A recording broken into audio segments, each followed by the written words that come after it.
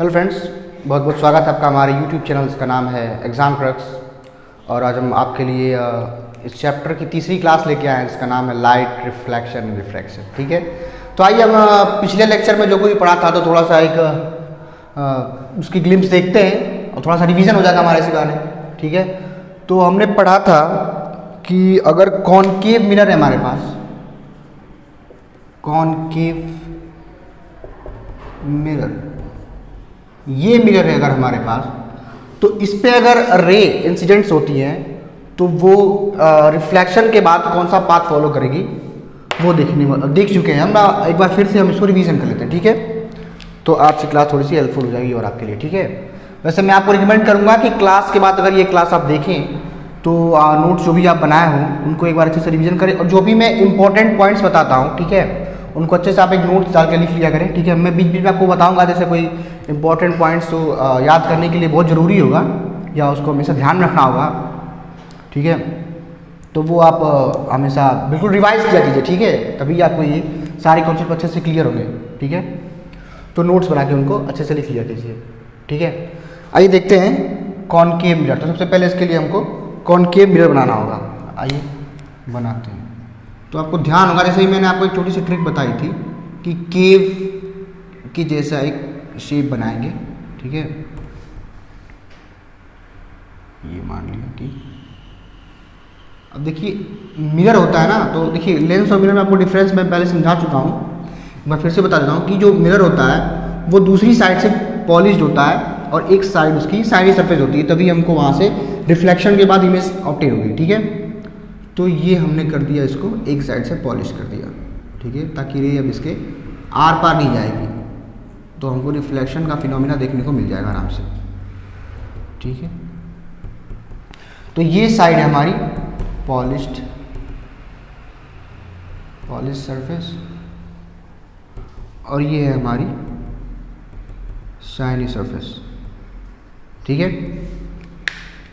अब ध्यान दीजिए, ये हमने बना दिया प्रिंसिपल एक्सिस। ठीक है, थोड़ा सा इसको सीधा बनाने की आज कोशिश करूँगा मैं।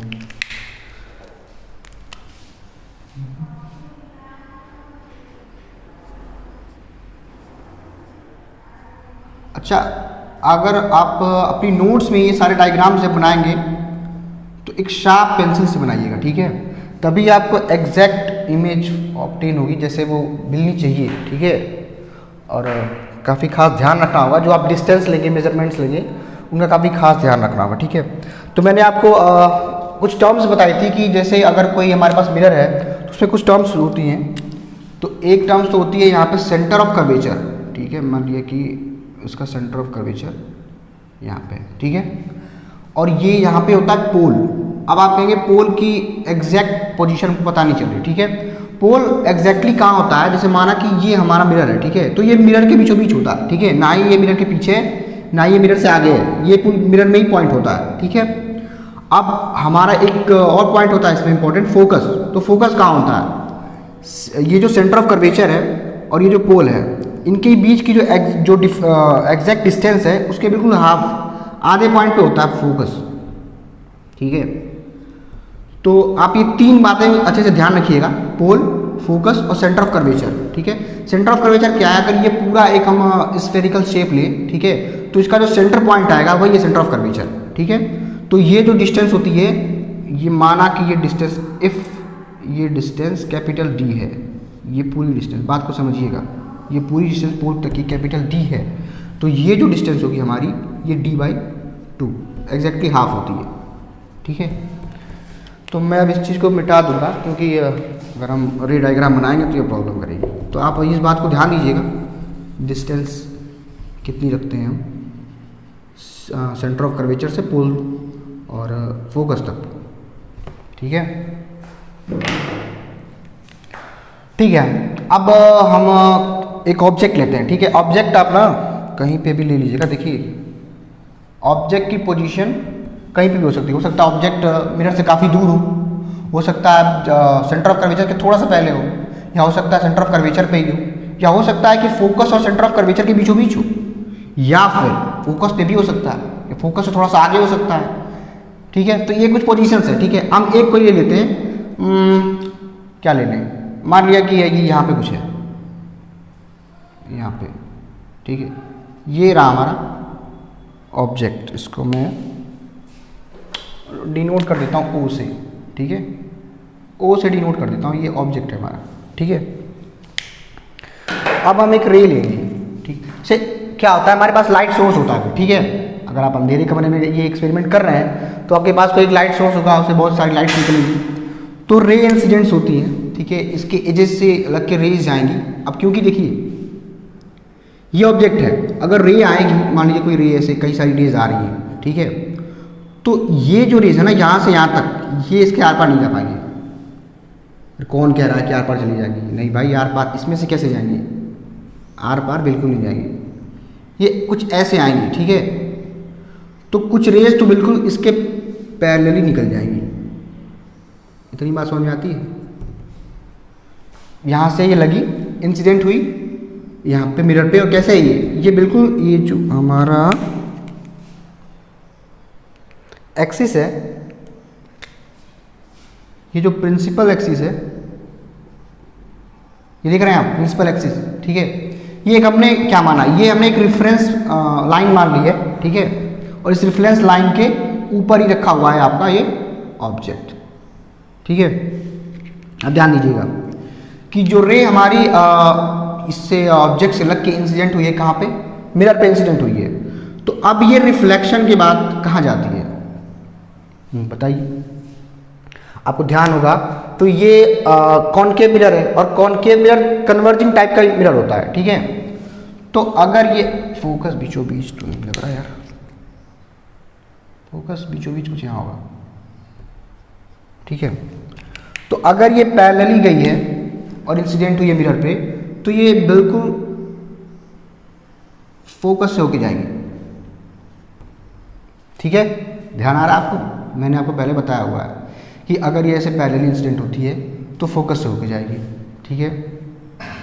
अच्छा, इफ कोई लाइन कोई रे इंसिडेंट होती है और वो फोकस से ही होके जाती है, तो उसका क्या असर होगा, वो फिर रिफ्लेक्शन के बाद बिल्कुल पैरेलली होती जाएगी। थोड़ा सा टेढ़ा बना, आप बताइए, आप इन डायग्राम्स को स्केल्स की हेल्प से बनाएंगे, स्केल की हेल्प लेंगे तो ये स्ट्रेट डायग्राम बनेगा, ठीक है। और तभी आपको एक्यूरेट इमेज ऑब्टेन होगी, उसकी पोजीशन या नेचर वगैरह एक्यूरेट ऑब्टेन होगा। अगर आप ऐसे रफली बनाएंगे तो नहीं ऑब्टेन होगा अच्छे से, ठीक है। तो आप स्केल की हेल्प ले लीजिएगा, शार्प पेंसिल रखिएगा, ठीक है। अभी मैं जो यहाँ पे बताने की कोशिश कर रहा हूँ ना, कि इनका नेचर होता है कि अगर ये रे है और प्रिंसिपल एक्सिस के पैरेलल जा रही है और इंसिडेंट हो रही है, ये मैं आपको डिनोट कर देता हूँ एक बार अच्छे से, ये इंसिडेंट रे है, ये एक दूसरी इंसिडेंट रे है, ठीक है। देखिए रेज तो कई सारी इस पे इंसिडेंट होती है, ठीक है, मिरर पे,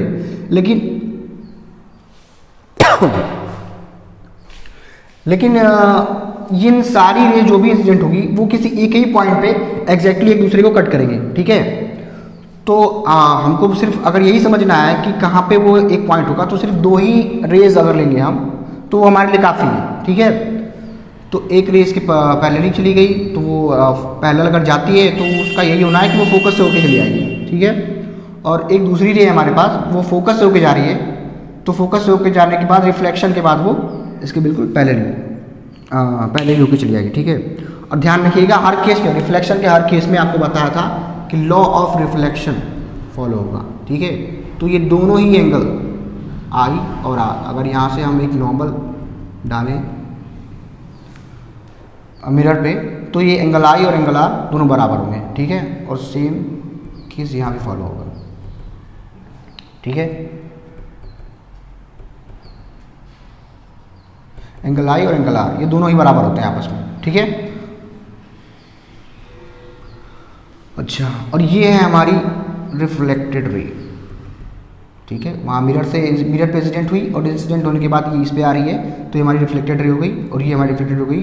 और ध्यान दीजिएगा, ये आपको याद हो अगर आपने रिवीजन किया होगा, ठीक है, तो जहाँ पे रिफ्लेक्टेड रेज हमारी एक दूसरे को क्रॉस करती है, हमारी इमेज बिल्कुल वहीं पे ऑब्टेन होती है। तो जो हमारी इमेज आएगी वो बिल्कुल यहाँ पे आएगी, ठीक है। तो आप इस इमेज का नेचर बता सकते हैं, रहने दो, ठीक है।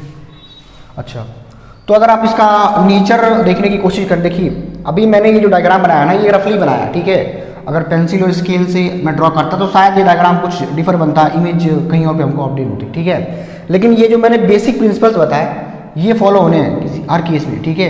कि अगर इमेज से पैरेलल लाइन जा रही है तो वो फोकस से होके, रिफ्लेक्शन के बाद फोकस से होके ही आएगी, ठीक है। और अगर फोकस से होके जा रही है, दोनों एक दूसरे की इन्वर्जन होते हैं, अगर फोकस होके जा रही है तो ये प्रिंसिपल एक्सिस के पैरेलल ही आती है, ठीक है। ठीक है, तो ये बस इतनी बात आप ध्यान रखिएगा। बाकी एक चीज़ और भी मैंने आपको बताई थी कि अगर कोई रे इंसिडेंट हो रही है सेंटर ऑफ कर्वेचर, मान लिया कि ये कुछ आगे तक होता है ये मिरर, और ये सेंटर ऑफ कर्वेचर से रे इंसिडेंट हो रही है, तो ये 90 डिग्री का एंगल फॉर्म करती है। तो इसका मतलब कि ये इंसिडेंट और रिफ्लेक्ट इसी लाइन पे होगी, ठीक है। सेम लाइन पे इंसिडेंट और रिफ्लेक्ट होगी, तो कुछ ऐसे निकल जा रही है, ठीक है। तो आप क्लियरली यहाँ से देख सकते हैं कि हमने स्केल और पेंसिल की हेल्प से नहीं बनाया है, तो डायग्राम में काफ़ी सही से नहीं बनाया है। क्योंकि अगर ये सही से बना होता तो जो ये लाइन है रिफ्लेक्शन की, और जो ये रिफ्लेक्शन की लाइन है और ये जो रिफ्लेक्शन की लाइन है, कुछ यहाँ कहीं क्रॉस करेगी एक दूसरे को, ठीक है। और जहाँ क्रॉस करेगी इमेज वही फॉर्म होती है। तो इसलिए आप ध्यान रखिएगा। अभी तो मैंने आपको बस एक बेसिक प्रिंसिपल समझाने के लिए बता दिया कि अगर रे इंसिडेंट हो रही है इमेज से, बिल्कुल अगर सेंटर ऑफ कर्वेचर से जा रही है तो सेंटर ऑफ कर्वेचर पे ही आएगी रिफ्लेक्शन के बाद। पैरेलली जा रही है तो फोकस से आएगी, और फोकस से जा रही है तो प्रिंसिपल एक्सिस के पैरेलली आएगी, ठीक है। तो सिर्फ आप यहाँ से बेसिक प्रिंसिपल सीखिए। इमेज कहाँ पे फॉर्म हो रही है आप यहाँ से देखिए। इमेज फॉर्म कैसे होती है वो मैं अभी आपको बताऊँगा कि अगर image of centre of curvature और फोकस के बीचों बीच होगी तो एग्जैक्टली कैसे इमेज आती है, ठीक है। वो अच्छे से बनाएंगे, ठीक है। तो आगे देखते हैं हम और केसेस।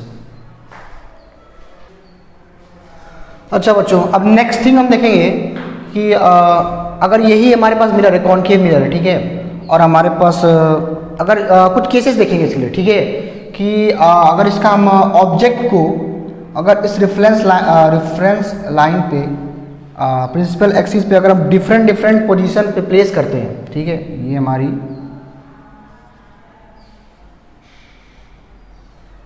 प्रिंसिपल एक्सिस है,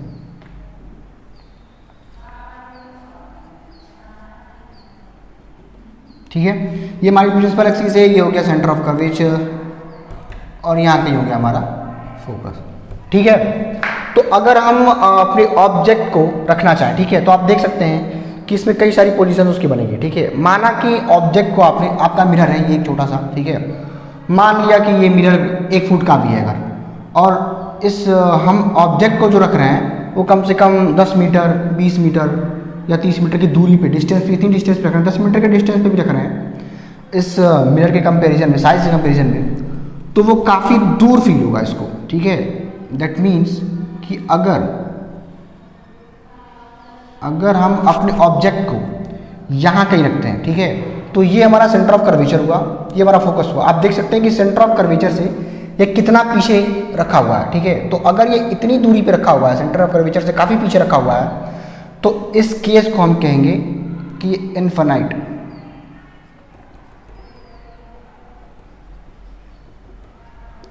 इनफाइनाइट डिस्टेंस पे रखा हुआ है ऑब्जेक्ट, ठीक है। एक और केस हमारे पास इसके बाद आएगा कि अगर हम अपने ऑब्जेक्ट को इस सेंटर ऑफ कर्वेचर से थोड़ा सा पहले रखते हैं, यहाँ कहीं, ठीक है। आपकी मर्जी है, आप जहाँ चाहे रख सकते हैं, ठीक है। लेकिन 6 केस मिलते हैं हमको। अब मैं बताता हूँ कैसे 6 केस मिलते हैं, ठीक है। एक तो आपकी प्लेसमेंट ये हो गई, placement number 1, placement number B, इसको ये मान लीजिए, ठीक है। तो प्लेसमेंट B ये है कहाँ, ये जस्ट बिफोर है सेंटर ऑफ कर्वेचर के। तो अगर B की बात करें, before centre of curvature, centre of curvature के थोड़ा सा पहले रखा हुआ है, ठीक है। एक केस और बनेगा कि अगर हम अपने ऑब्जेक्ट को यहाँ प्लेस कर दें, कहाँ पे, सेंटर ऑफ कर्वेचर पे ही प्लेस कर दें, ठीक है। तो हमारे पास जो C केस है वो क्या है, ऑन सेंटर ऑफ कर्वेचर, ठीक है। इसके बाद एक केस हमारे पास और भी बनेगा कि अगर हम सेंटर ऑफ कर्वेचर और फोकस दोनों के बीचों बीच प्लेस कर दें इस हमारे अपने ऑब्जेक्ट को, ठीक है। प्यारे ऑब्जेक्ट को यहाँ प्लेस कर दें तो पॉइंट डी एक हमारे पास आ जाएगा। कहाँ पे है? सी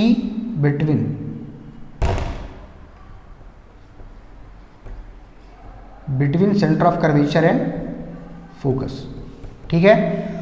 और अगली केस सिचुएशन जो हमारे पास आएगी, जो अगला केस आएगा वो आएगा कि अगर हम इसको फोकस पे ही प्लेस कर दें, ठीक है, तो ऑन दी,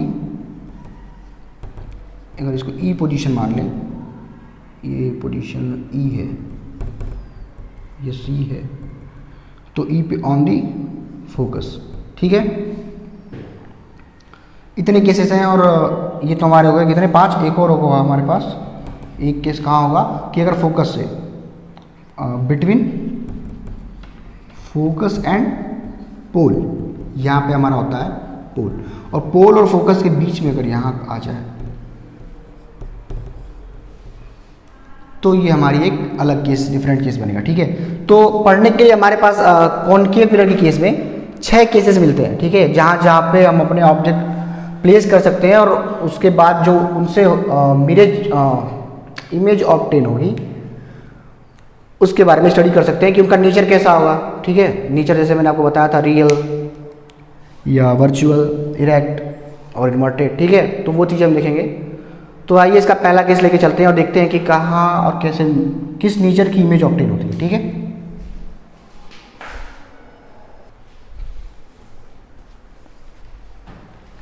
अच्छा, तो ठीक है, अब हमने एक पहला केस ले लिया है, ठीक है। और केस कौन सा लिया है कि हमने ऑब्जेक्ट को एक इनफाइनाइट डिस्टेंस पे रख लिया है, ठीक है।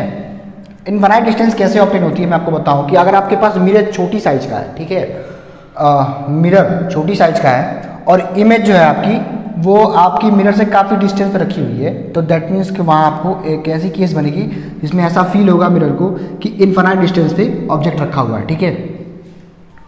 तो इस केस में पहले देखिए, आप इस डायग्राम को अपनी कॉपी में भी बनाइएगा, ठीक है। ये केस आपको पढ़ना ही है तो अच्छे से कॉपी बनाइएगा। किसका यूज़ करेंगे? इरेजर ले लीजिएगा, पेंसिल ले लीजिएगा, पेंसिल शार्प होनी चाहिए, ठीक है। स्केल ले लीजिएगा, ठीक है, और ऐसे एक मिरर ड्रॉ कर लीजिएगा और यहाँ पे आपका स्ट्रेट ऑब्जेक्ट हो जाएगा, ठीक है। अब आप देखेंगे इस केस में क्या होता है, ठीक है। तो अगर ऑब्जेक्ट हमारा इतनी दूरी पे रखा हुआ है तो क्या होगी, यहाँ से पैरेलली रे इंसिडेंट होगी, कहाँ पे होगी? मिरर पे जाएगी,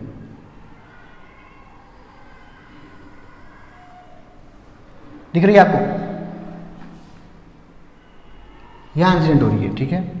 यहाँ भी वही हाल होगा कि अगर इमेज इंसिडेंट होनी है तो ये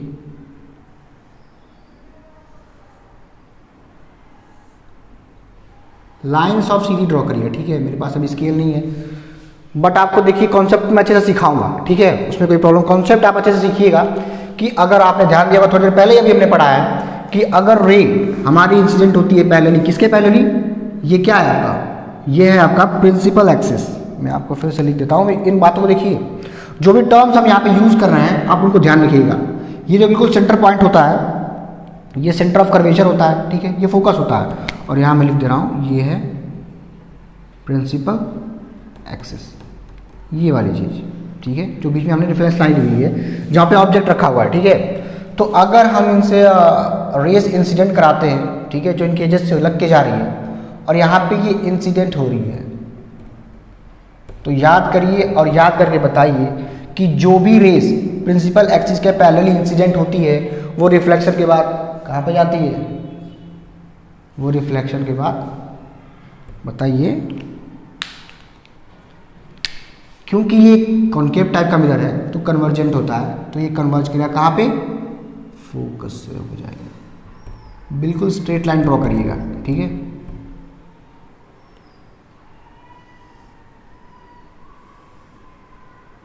ठीक है, मैं एक बेसिक आइडिया दे दूंगा, काफ़ी स्ट्रेट डायग्राम मेरा तो नहीं बनेगा, ठीक है, लेकिन प्रिंसिपल्स या जो भी कॉन्सेप्ट्स मैं आपको सिखा रहा हूँ वो हर जगह अप्लाई होंगे, ठीक है। तो आप अगर शार्प पेंसिल और स्केल से बनाएंगे तो ये काफ़ी अच्छी इमेज ड्रॉ होगी, ठीक है आपकी। तो और यहाँ से भी वही हाल होने वाला है, रिफ्लेक्शन के बाद ये अगर पैरेलल है तो फोकस से होके जानी है, ठीक है। तो इन पॉइंट्स को आप कुछ नाम भी दे सकते हैं, जैसे कि ये पॉइंट्स मान लिया कि ये पॉइंट सी हो गया ये वाला, और ये वाला पॉइंट्स डी हो गया। ये आपका पोल है, ये फोकस है, ये सेंटर ऑफ कर्वेचर है, ठीक है। ये आपकी इंसिडेंट रेज हो गई। और मिरर इमेज कहाँ पे ऑब्टेन होती है?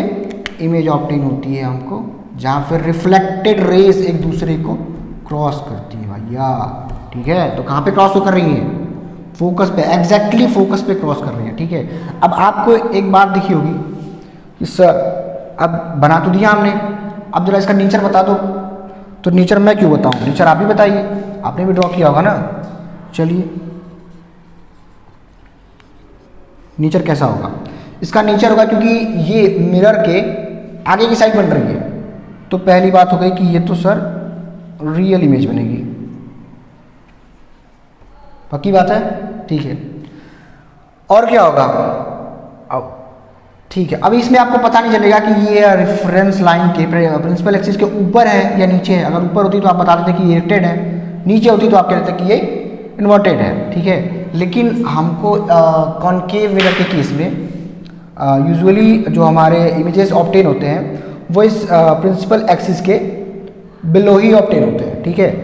तो हम यहाँ पे एक ले लेंगे कि ये जो आपकी इमेज ऑब्टेन होगा, ये बहुत छोटा इमेज, ठीक है। अगर आपको इसका प्रैक्टिकल करके देखेंगे, ठीक है, सारे टूल्स आपके पास होंगे और इसका आप प्रैक्टिकल करेंगे किसी लैब में, तो आपको दिखेगा कि इमेज फॉर्म तो होगी फोकस पे ही, लेकिन in comparison of this object, ठीक है, जितनी इसकी साइज है ये बहुत छोटा बनेगा, बहुत छोटा, ठीक है। तो इतना छोटा होता है कि इसको कहते हैं, इसकी साइज को, इसकी साइज होगी हाईली डिमिनिश्ड। बच्चों स्पेलिंग पे आप ज़रा ध्यान मत दीजिएगा, ठीक है, इंग्लिश मेरी थोड़ी सी वीक है, फिर मैं ट्राई करूँगा कि आपको सही स्पेलिंग लिखूँ, ठीक है। तो अभी आपको क्या पता चल गया कि जो इमेज का नेचर है वो रियल इमेज बनेगा, ठीक है, क्योंकि मिरर के आगे की साइड बन रहा है, पीछे की साइड बनता तो वो हमारा क्या होता? वर्चुअल इमेज होता, ठीक है। और साइज हमारी कितनी बन रही है? ऑब्जेक्ट से छोटी है और बहुत छोटी है, बहुत छोटी है, एक तरह की हमको जो हम डायग्राम बनाएंगे उस डायग्राम में हमको दिखेगा नहीं है, ठीक है। लेकिन अगर हम प्रैक्टिकल देखें, जो प्रैक्टिकल किया हुआ है उसके अकॉर्डिंग ये हाईली डिमिनिश्ड, बहुत ही छोटी इमेज ऑब्टेन होती है, ठीक है। तो ये हमारा एक केस हो गया, ठीक है। अब तो हम सेकेंड केस देखते हैं।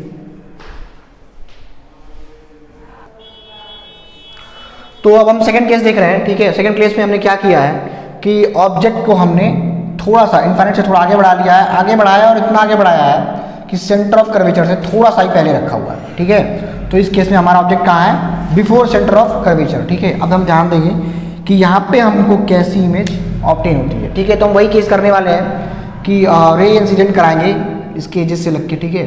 तो एक तो हम पैरेलल इमेज पैरेलल रे ले लेते हैं, ठीक है। एक हमारी ये हो गई, ठीक है। एक जो हमारी रेज आएगी वो हमारी, दो रेज ले ली हैं, ठीक है। एक रे इसके पैरेलल जा रही है प्रिंसिपल एक्सिस के, और दूसरी रे जो है हमारी वो फोकस होकर जा रही है, ठीक है।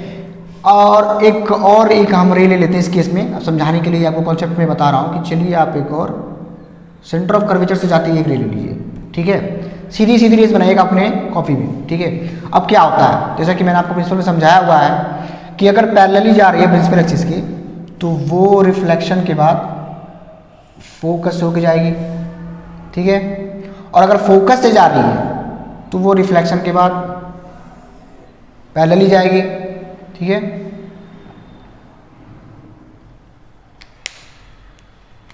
ये डायग्राम है, थोड़ा सा और एक्सटेंड कर दूं, मान लिया कि यहाँ तक मिरर है, ठीक है। तो अगर सेंटर ऑफ कर्वेचर से ही आती है तो आपको पता होगा कि ये बिल्कुल 90 डिग्री का एंगल यहाँ से नॉर्मल फॉर्म करता है, तो ये उसी लाइन पे इंसिडेंट और रिफ्लेक्टेड रेज दोनों होती हैं, ठीक है। तो ये हमारी हो गई इंसिडेंट रे, ठीक है। ये हो गई हमारी रिफ्लेक्टेड रे, ये हो गई हमारी इंसिडेंट रे, और ये हो गई हमारी रिफ्लेक्टेड रे। तो आप ध्यान देंगे कहाँ इमेज ऑब्टेन हो रही है हमारी। अगर ये तीनों ही रिफ्लेक्टेड रे, ये रिफ्लेक्टेड रे पहली, ये दूसरी और ये तीसरी, अगर अच्छे से आप डायग्राम ड्रॉ करेंगे, जैसा कि मैंने आपको बताया कैसे करना है, ठीक है, तो इसके अकॉर्डिंग ड्रॉ करेंगे तो आपको जो ये इंटरसेक्शन पॉइंट मिलेगा वो यहाँ कहीं मिलेगा। कहाँ मिल रहा है ये? सेंटर ऑफ कर्वेचर और फोकस के बीचों बीच, ठीक है। तो जो लेंथ ऑफ डायग्राम और लेंथ ऑफ जो इमेज हमारा आएगा वो कुछ ऐसा आ रहा है, ठीक है। तो ये कैसा आ रहा है, नेचर की बात करें इसकी, हम ट्राई किया कीजिए कि डायग्राम बनाने के बाद, मैं अगर डायग्राम बनाऊं तो नेचर आप खुद से ही लिखा कीजिए, ठीक है। तो नेचर कैसा दिख रहा है आपको कि ये पहले बात तो रियल है, क्यों रियल है। देखिए साइंस में क्या है ना, जब आप साइंस पढ़ेंगे तो साइंस ऐसा नहीं होता है कि जिसका काफ़ी बहुत तेज़ दिमाग हो उसे साइंस जल्दी आ जाती है। साइंस उस बच्चे को सबसे ज़्यादा जल्दी आती है जो इसके मन में क्वेश्चंस होते हैं, डाउट्स होते हैं कि इन्होंने ऐसा किया तो वो क्यों किया, इसके पीछे क्या रीज़न है, ठीक है।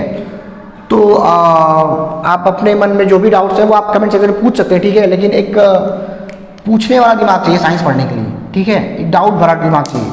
तो हर चीज़ के पीछे यहाँ पे कॉन्सेप्ट है, ठीक है। तो रियल क्यों है, रियल इसलिए है क्योंकि ये मिरर के आगे की साइड बन रही है, ठीक है, रियल है। आज जुकाम हो गया, ठीक है। और ये इन्वर्टेड है, दिख रहा होगा आपको, ठीक है, क्योंकि ये प्रिंसिपल एक्सिस के नीचे की साइड ऑब्टेन हो रही है, ठीक है। इसके ऊपर हो तो ये इरेक्टेड, और इसके नीचे अगर हमारी इमेज ऑब्टेन हो तो ये इन्वर्टेड होगी, ठीक है। और एक और चीज़, इसकी साइज क्या है। अब या तो साइज ऑब्जेक्ट से बड़ी होगी या साइज ऑब्जेक्ट से छोटी होगी। तो ऑब्जेक्ट हमको इतना बड़ा दिख रहा है और इमेज हमको इतनी छोटी दिख रही है। आप एग्जैक्टली जब अपने कॉपी में इमेज ड्रॉ करेंगे, ठीक है, और आप अगर एक्यूरेटली लाइन्स खींचे होंगे तो आपको दिखेगा साफ साफ इमेज जो आपकी ऑब्टेन होगी वो छोटी ऑब्टेन होगी, ठीक है। तो ये डिमिनिश्ड होगी,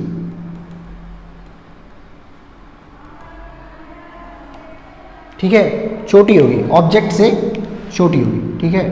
तो ये हमने एक केस देख लिया कि जब हमारे पास ऑब्जेक्ट रखा हो कहाँ पे, सेंटर ऑफ कर्वेचर से थोड़ा सा पहले रखा हुआ हो, तो इस केस में हमको जो इमेज ऑब्टेन होगी वो कुछ ऐसी होगी, ठीक है। और हम अगला केस देखते हैं, ठीक है। तो अब हमारे पास एक थर्ड केस आता है इसके बाद। थर्ड केस में क्या होगा, पहले हमने इनफाइनाइट पे ले लिया, फिर बिफोर सेंटर ऑफ कर्वेचर ले लिया। अब हम कहाँ लेंगे, एग्जैक्ट सेंटर ऑफ कर्वेचर के ऊपर लेंगे, ठीक है। क्या ले लिया, थर्ड केस है हमारे पास, ठीक है। अब हम फिर से वही करने वाले हैं, 2-3 रेज ड्रॉ करेंगे जिससे हमको रिफ्लेक्शन के बाद इमेज ऑब्टेन हो जाए। तो ये हमारी हो गई। अब यहाँ हमने एक यहाँ से पैरेलल रे ले ली, ठीक है, और एक ले ली हमने फोकस से जाती हुई,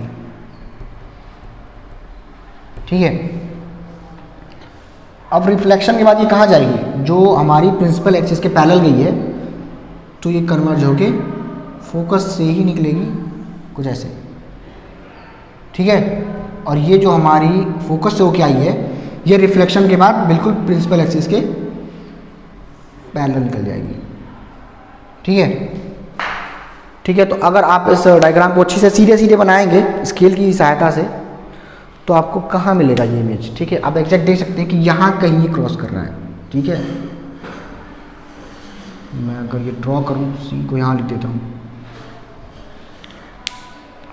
और आपको ड्रॉ करूँ तो ये यहाँ आ रहा है, ठीक है। कहाँ आ रहा है, पोजीशन बताइए इसकी कहाँ पे आ रही है। इसकी पोजीशन आ रही है सेंटर ऑफ कर्वेचर के नीचे, ठीक है।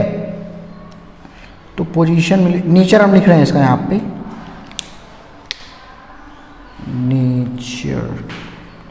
नेचर में जो इसकी पोजीशन होगी वो कहाँ पे है, बिलो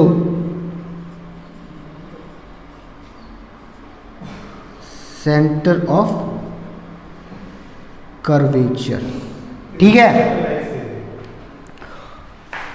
बिलो, ठीक है, बिलो सेंटर ऑफ कर्वेचर के जस्ट नीचे ही बनेगा, ठीक है। और आपको एक और चीज दिख रही होगी कि ये इमेज है इन्वर्टेड, ठीक है, इन्वर्टेड है और क्या है, रियल है, ठीक है। और कुछ तो नहीं छूट रहा है। अच्छा, जो इसकी साइज है, साइज जो इसकी ऑब्टेन होगी वो क्या दिख रहा है आपको, जो साइज इसकी ऑब्टेन होगी आप देखेंगे कि इमेज ऑब्जेक्ट जितना हमारा बड़ा है उतना ही बड़ा हमको यहाँ पे इंटरसेक्शन के बाद इमेज भी मिल रही है, ठीक है। तो साइज जो है सेम एज ऑब्जेक्ट। ये सारी बातें किसकी हम कर रहे हैं, ये हमको जो इमेज ऑब्टेन हो रही है इस ऑब्जेक्ट की, उसके नेचर की हम स्टडी कर रहे हैं, ठीक है। तो नेचर की स्टडी में हमको सबसे पहले पोजीशन बतानी होगी, तो पोजीशन कहाँ पे है, सेंटर ऑफ कर्वेचर के नीचे, ठीक है। और कहाँ पे है, इन्वर्टेड है, उल्टी साइड नीचे की साइड है प्रिंसिपल एक्सिस से, तो इन्वर्टेड हो गया। रियल क्यों है, मिरर के आगे है। और साइज क्या है इसकी, उतना ही बराबर है जितना बराबर हमारे पास ऑब्जेक्ट है। दोनों की जो हाइट है हमारी, दोनों एक दूसरे के बराबर है, ठीक है। अब एक फोर्थ केस देखते हैं, ठीक है। तो अब हम फोर्थ केस पढ़ेंगे, ठीक है। इसमें जो आपकी ऑब्जेक्ट की पोजीशन होगी वो अब कहाँ होगी, हमने यहाँ पे सेंटर ऑफ कर्वेचर पे भी रख के देख लिया, ठीक है। अब अगला केस पढ़ेंगे कि जब सेंटर ऑफ कर्वेचर और फोकस दोनों के बीच हो, between centre of curvature and focus, C और एफ के बीचों बीच कहीं लाई करे हमारा ऑब्जेक्ट, ठीक है। तो अब इस केस में हमारे पास क्या बचा, इस केस में थोड़ा सा इसको बड़ा कर लेते हैं, ठीक है। अब वही करना है, रे डालेंगे हम ऐसे, ये रहा हमारा सेंटर ऑफ कर्वेचर, यहाँ से एक रे डालते हैं इस पे ऐसे, ठीक है। तो ये जाएगी मिरर पे,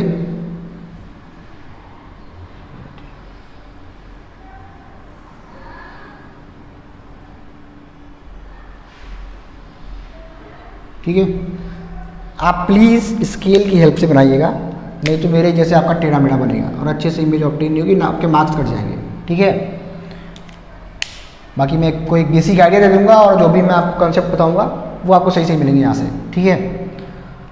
एक तो हमने एक केस ले लिया कि अगर यहाँ से एक ऐसे रे जाती है, ठीक है, और वो रे वापस आके, क्योंकि देखिए सेंटर ऑफ कर्वेचर से होके ये रे जा रही है, ठीक है। तो ये पक्का है कि 90 डिग्री एंगल पे यहाँ से ये फॉर्म करी होगी, ठीक है। तो ये जो इंसिडेंट और रिफ्लेक्टेड रे है वो कैसे मिलेगी हमको, इंसिडेंट रे भी यहीं से जाएगी और जो रिफ्लेक्टेड रे है वो हमारी, देखिए जब भी रे सेंटर ऑफ कर्वेचर से होके मिरर पे इंसिडेंट हो तो उस केस में हर बार इंसिडेंट रे और सेंटर ऑफ रिफ्लेक्टेड रे दोनों एक ही लाइन पे आएंगे, ठीक है। तो अब रिफ्लेक्टेड रे को हम थोड़ा सा और आगे स्ट्रेच कर देते हैं, ठीक है। सीधा स्ट्रेच करना है यार, हो ही नहीं,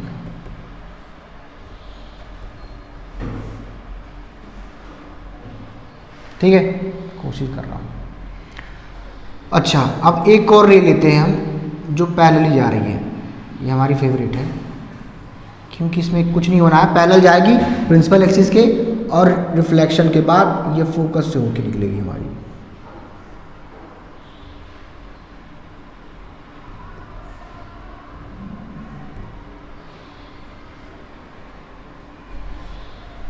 ठीक है। आप एक और रे भी ले सकते हैं जो फोकस से होके जाएगी, ठीक है। हाँ, तो अगर फोकस से होके जाती है तो रिफ्लेक्शन के बाद इसका क्या होता है, वो बिल्कुल ही ऐसे, मान लीजिए फोकस होके अगर यहाँ गई तो बिल्कुल ही पैरेलली आएगी, ठीक है। वो भी यहीं पे इंटरसेक्ट करेगी, ठीक है।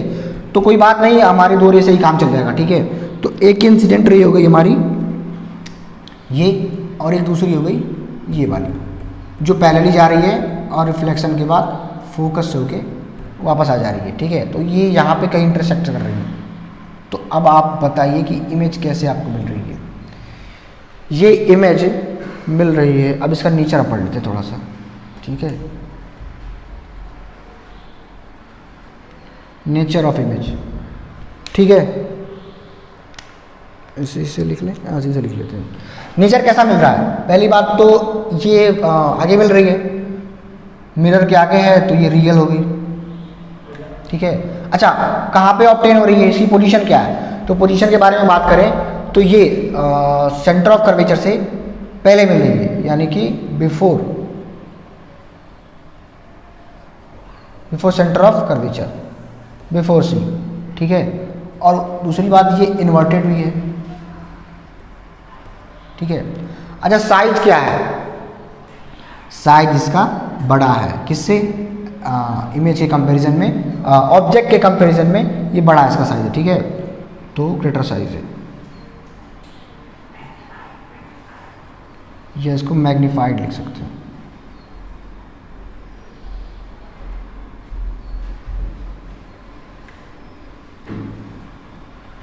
ठीक है, ऑब्जेक्ट के कंपैरिजन में ये हमारा ऑब्जेक्ट है, मैं लिख देता हूँ, आप यहाँ से ध्यान रखिएगा, ये ऑब्जेक्ट है और ये हमारी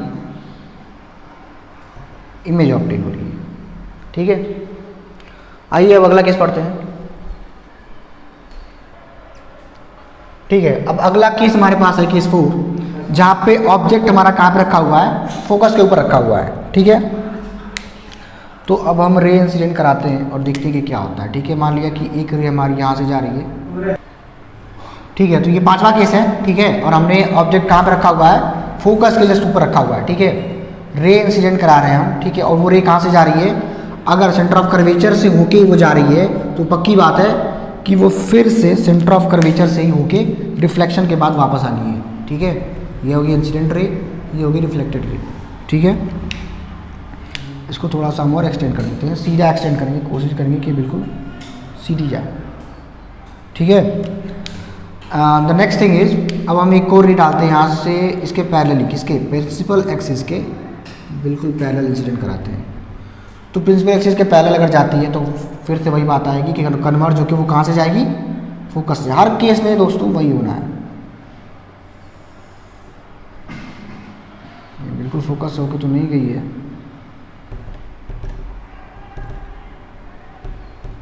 Try my best.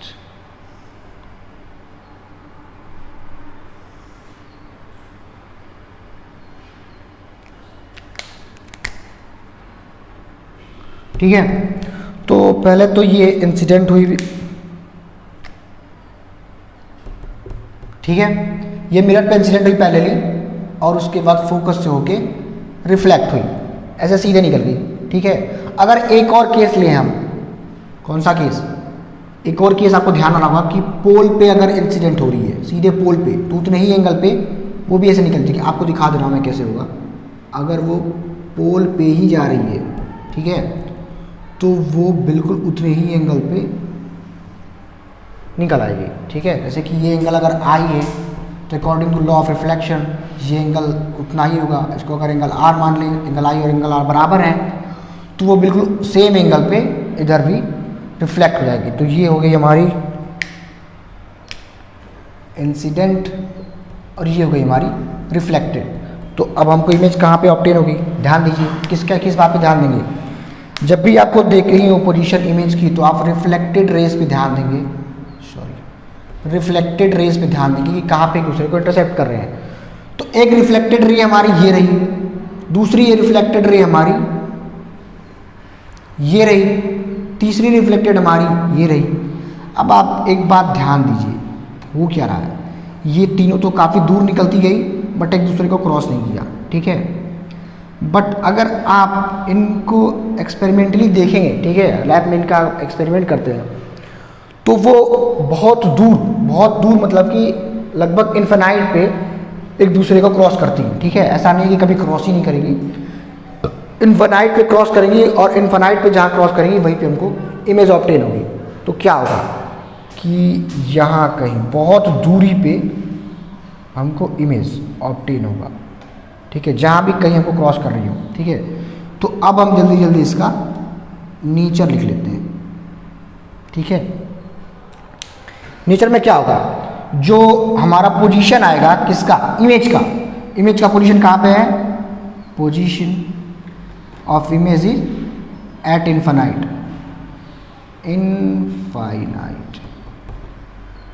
ठीक है, इनफाइनाइट डिस्टेंस पे पोजीशन होगी। ठीक है, और क्योंकि वो नीचे बन रही है तो इन्वर्टेड। ठीक है, और मिरर के आगे है तो रियल। और बाकी आप देख सकते हैं कि ये कितना छोटा है ऑब्जेक्ट, बट ये जो आपकी ऑब्जेक्ट की इमेज आ रही है वो कितनी बड़ी है, तो मैग्नीफाइड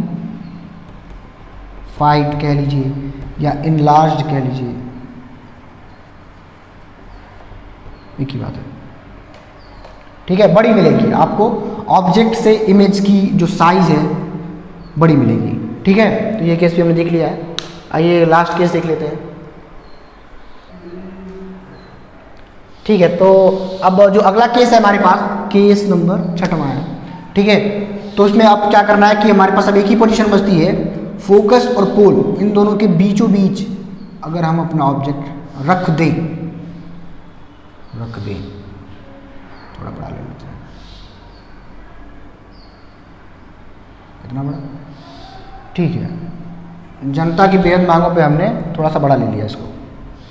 ठीक है, अब क्या करते हैं इसको कि यहाँ पे हम रेज इंसिडेंट कराएंगे। तो कहाँ से जा रही है कि माना कि ये जो था आपका सेंटर ऑफ कर्वेचर, यहाँ से रेज डाली,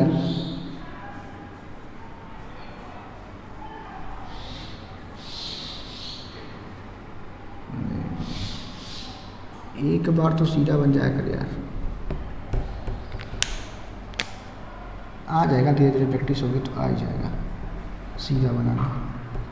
ठीक है, तो एक रे तो हमने यहाँ से डाल दी सेंटर ऑफ कर्वेचर से और इसको आगे तक एक्सटेंड कर दिया।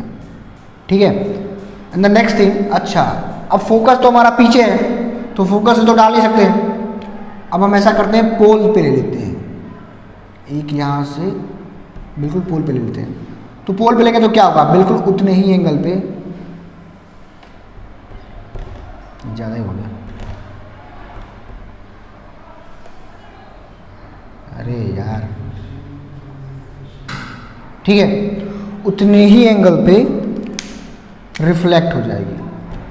तो ये अगर है हमारी इंसिडेंट, ये हमारा ऑब्जेक्ट है जो इसमें छेद हो चुके हैं, छेद भर देते हैं। ठीक है, ये हो गई हमारी इंसिडेंट रे, ये हो गई रिफ्लेक्टेड रे, ये हो गई हमारी इंसिडेंट रे, और ये हो गई रिफ्लेक्टेड रे।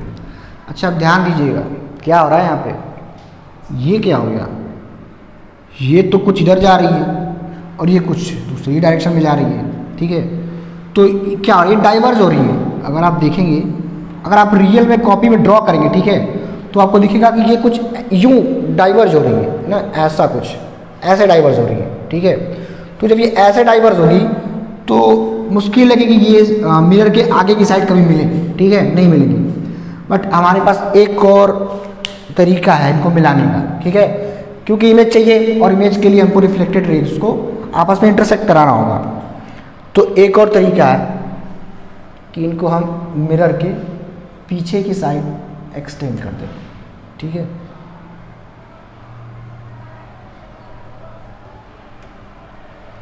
ठीक है, मैं थोड़ा सा इसको थोड़ा मैं रफली बनाऊंगा। ठीक है, बट आप एक बेसिक आइडिया यहाँ से ले सकते हैं कि क्या हो रहा है इस केस में। इमेज जो है, माना कि यहाँ कहीं एक दूसरे को इंटरसेक्ट करेंगी और ये हो गई आपकी पोजीशन ऑफ द इमेज। क्या दिख रहा है आपको, ये हमारा ऑब्जेक्ट है, ये हमारा इमेज है। तो अगर हम नेचर की बात करें, यहाँ लिख लेते हैं नेचर। नेचर किसका नेचर, NATUR, हाँ बिल्कुल, ठीक है। स्पेलिंग में नहीं बच्चों, सर का मजाक नहीं उड़ाएंगे। ठीक है, स्पेलिंग ऊपर नीचे हो सकती है, उसकी गारंटी नहीं लेता, बट ठीक है, कॉन्सेप्ट मैं आपको सही पढ़ाऊंगा। लिख तो दूंगा ढंग से, आप स्पेलिंग देख लीजिएगा। ठीक है, अब ये रही हमारी पोजीशन ऑफ द इमेज। ठीक है, यहाँ लिख लेते हैं इमेज, ये रहा हमारे पास ऑब्जेक्ट।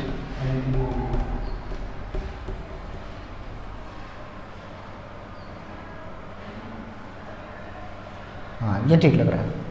ठीक है, तो ये हो गई हमारी इमेज, ये हो गया हमारे पास ऑब्जेक्ट। ठीक है, अब इनका नेचर लिख लेते हैं, nature of the image.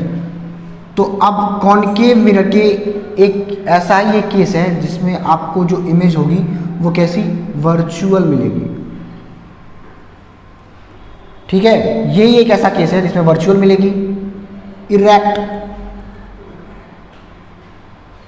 Erect यानी कि सीधी, प्रिंसिपल एक्सिस के ऊपर है, दैट मीन्स कि आपको इरेक्टेड इमेज मिलेगी, सीधी मिलेगी, खड़ी। ठीक है, ये केस हो गया। और क्या बचता है हमारे पास, साइज। साइज की बात करें तो साइज क्या है, इससे बड़ा है, यानी कि मैग्नीफाइड। ठीक है, मैग्नीफाइड तो मिल गई। अब कोई और चीज़ हमारे पास छूट रही है क्या, वर्चुअल हो गया, इरेक्टेड हो गया, बन रहा है, ठीक है।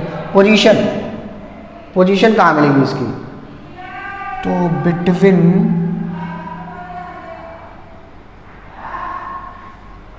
पोजीशन इसकी कहाँ मिलेगी,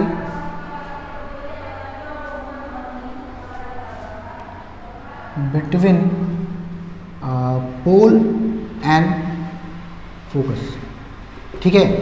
अब ऐसा नहीं है कि फोकस हमारा सिर्फ फोकस और सेंटर ऑफ इधर ही होंगे, एक इमेजनरी फोकस हमारा यहाँ भी होता है और इमेजनरी सेंटर ऑफ कर्वेचर उधर भी होता है, ठीक है। तो वो फोकस और जो ये पोल है उनके बीच में कहीं हमको ये इमेज मिलेगी, ठीक है। और ये इमेज वर्चुअल होगी, ठीक है। दैट मीन्स कि वो आपको मिरर के अंदर की साइड दिखेगी और उसको आप चाहें कि किसी फिल्म पे आप उसको देख लें तो ऐसा पॉसिबल नहीं होगा, ठीक है। तो फिल्म पे जो वही इमेज आपको रियल में दिखेंगी जो आपको मिरर के सामने की साइड मिलती हो, ठीक है। अच्छा, आपने एक बात और ध्यान दी होगी कि जब हमारा ऑब्जेक्ट था, कहाँ पे था, जब हमारा ऑब्जेक्ट था इनफाइनाइट पे, तो हमारी जो इमेज मिल रही थी वो कुछ आगे मिल रही थी, ठीक है। बट जैसे जैसे हमने ऑब्जेक्ट को आगे की तरफ शिफ्ट किया, आप देखिएगा जितने भी आपने डायग्राम्स ड्रॉ किए होंगे, ठीक है, जितने भी 6 केस हैं सबको अच्छे से ऑब्जर्व कीजिएगा, तो आपको क्या दिखेगा कि जब इमेज हमारा ऑब्जेक्ट इनफाइनाइट पे था ऑब्जेक्ट, तो उसकी इमेज हमको मिरर के काफ़ी पास मिल रही थी। बट जैसे जैसे केसेस में हमको उन ऑब्जेक्ट को आगे की तरफ शिफ्ट किया तो इमेज हमारी मिरर से दूर होती हुई दिखाई देने लगी। थोड़ा सा आगे बढ़ाया तो यहाँ कहीं बन गई, उसके बाद थोड़ा सा और आगे बढ़ाया तो यहाँ कहीं बन गई, थोड़ा सा और आगे तो यहाँ कहीं बन गई। तो दैट मीन्स कि मिरर के जितनी ही पास लेके हम ऑब्जेक्ट को जाएंगे, इमेज उसकी उतनी ही दूर होती हुई हमको दिखाई देगी, ठीक है। तो ये कुछ कॉन्सेप्ट्स मैंने आपको बता दिए हैं, ठीक है। ये आपका इसी सीरीज़ में लाइट रिफ्लेक्शन और रिफ्रैक्शन के सीरीज़ में पार्ट 3 है वीडियो, ठीक है।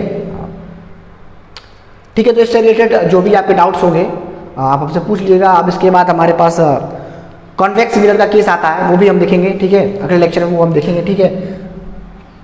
ठीक है, तो अगर आपको सेशन अच्छा लगे तो इसको लाइक करिएगा, शेयर। देखिए, शेयर किसको करना है, उन स्टूडेंट्स को ये जो टॉपिक है वो कई सारे एग्ज़ाम को कवर करता है, ठीक है। जैसे कि NDA हुआ, NTSC के एग्ज़ाम्स हुए, ठीक है, जेई का एग्ज़ाम हुआ, CBSE तो कवर करता ही है, ठीक है। तो ऐसे स्टूडेंट्स को ज़रूर शेयर करिएगा, ठीक है। सेशन अच्छा लगे, समझ में आए तो लाइक करिएगा और चैनल सब्सक्राइब करना कभी ना भूलिएगा, ठीक है। बाकी कोई डाउट हो तो आप कमेंट में पूछ सकते हैं, ठीक है। Thank you.